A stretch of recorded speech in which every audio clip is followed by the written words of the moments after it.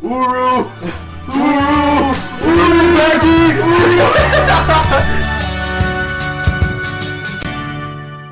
Hey guys, what's up? Welcome back to another Sit and Talk Saturday where we sit down, we talk like buddies, and we have a drink. Cheers, buddy. Yeah. So today we're going to be talking about Finding Dory. We just saw it yesterday. Oh my god! Okay, so this video is going to be broken into 3 parts. The first part is going to be the Pixar short that was called Piper. We got a teaser of it. I'll show it a little bit of it right here. It's about a little seagull, some kind of aquatic bird that eats that eats clams or shellfish, basically. Yeah. And it is absolutely adorable. But the reason I wanted to talk about it is because Pixar. Oh my goodness, the quality of that animation. I was tripping out. Because he's a YouTuber and he also films, he looks at quality. I just thought the little bird was adorable. It was great. It was like there's literally, they were messing around with fields of focus during the thing. Like, instead of just having to be an animation, like, oh, Pixar, you did great. Nothing's gonna compare to that one snowman one. Oh. Do you remember? That was my favorite yes. Pixar animation. But it was absolutely great. I fell in love with the little bird. Pixar, good job. There are a lot of Pixar fans that like love the shorts, so I figured we should talk about it. But now, onto the second part, we're going to be talking about the expectations that we had for Finding Dory before we saw it. Oh my god, it totally met them. But my expectations for the movie, first off, my criteria, I needed it to be long enough that I felt satisfied because 15 freaking years. And I needed there to be reference to the original Finding Nemo movie, yes. which there was. That's not even really a spoiler, but oh my god, it was so good. They did absolutely great. But my expectations, I was actually expecting it to suck. I thought that they were gonna, I thought that it was gonna be a really bad move, and it kind of seemed like they were doing it for money.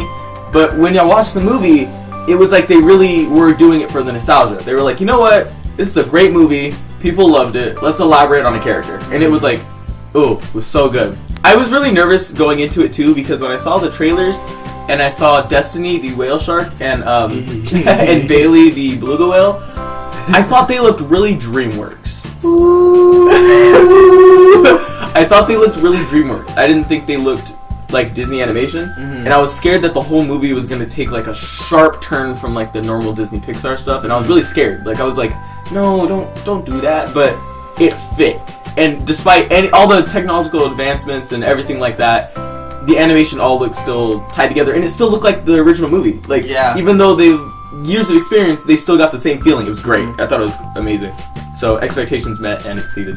I'll start off with expectations for referencing from the original movie because I thought it was super good, and I like how they kind of brought some of the scenes back. They weren't exactly worded, but like you're like, oh, that happened, and it's like, okay, it's short.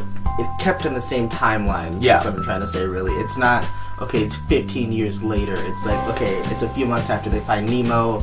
Let's just keep it going. Really. Yeah. And it's just their consistency with like the same scenery and like how everything was put together, and then including like the new scenes. It's crazy. The colors are amazing. Yeah. Okay, so now the spoiler review. Spoilers. It's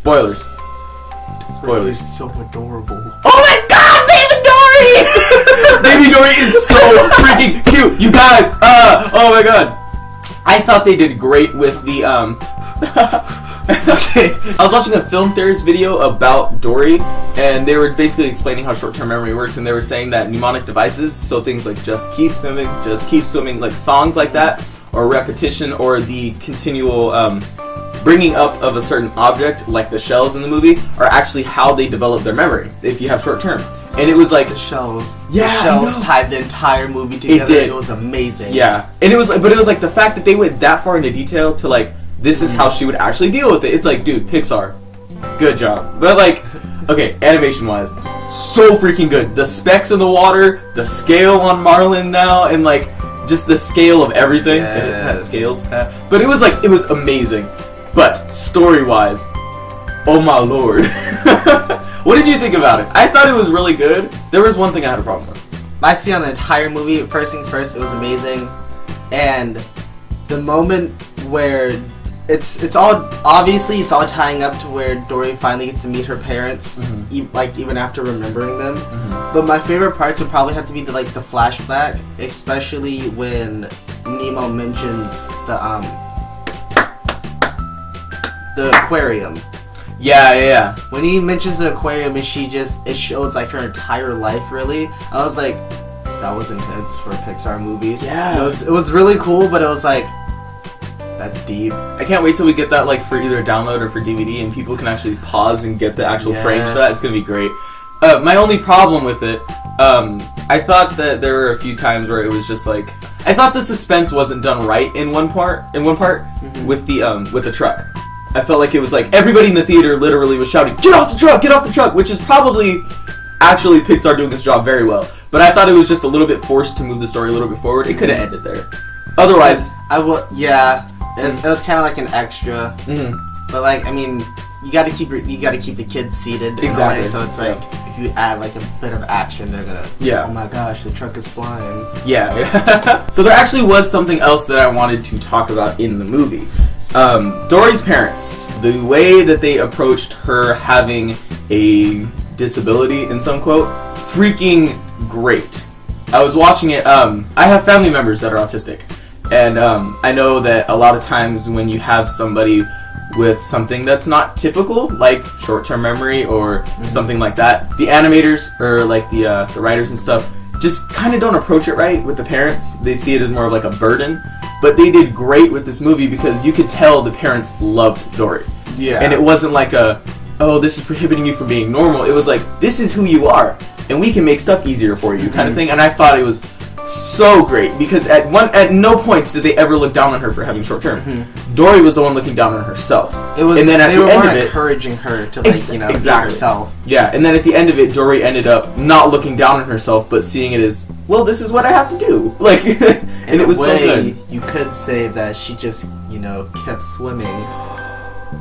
And with that glorious reference, that is the end of today's video. I really hope you guys enjoyed. Let me know down in the comments below. Let me know down in the comments what your favorite part of the movie was. If you guys haven't seen it yet, let me know what you're looking forward to. And Sydney, you want to do the outro in whale? Thank you guys! Okay, you gotta do it. Thank you guys for watching. I'll see you tomorrow with a summer. Until then, go do some good stuff later.